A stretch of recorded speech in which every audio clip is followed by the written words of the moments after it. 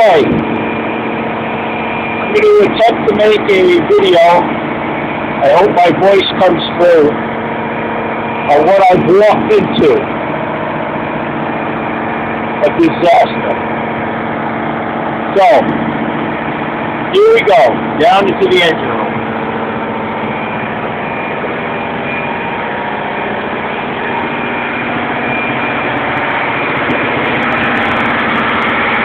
Here we have the main engine in 1,000 pieces. Top end of the motor is completely dismantled. It usually stands at least 6 feet tall. All the heads have been removed and various other pieces. The power flap over here, pile of stuff over there. Hanging off of it. Pieces over here. Everything but this oil pan. This oil pan is the number one. Pieces over here. This is number 3 generator. Pieces over here.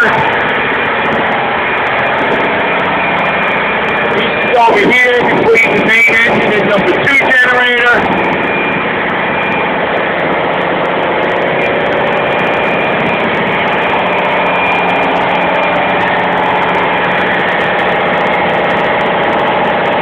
This engine eventually will be laid over on a 45-degree angle to remove an 8-foot long crankshaft.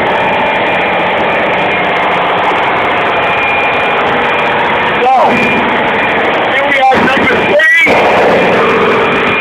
Leaking oil from the front main seal. Also leaking oil from the oil pan.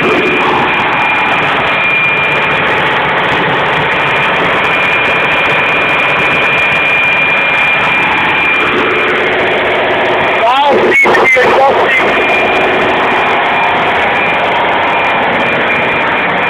Over here we have number 2. Number 2 is, I suspect, got a bad injector or injectors. There's diesel fuel making its way down into the oil pan, which is why number 2 blew up. Instead of having an oil pan full of oil, it had an oil pan full of diesel fuel. Here we have number 1. Number 1 has the oil pan off, spud rod bearings on the crankshaft. Crankshaft has to be removed and sent out to see if it can be repaired.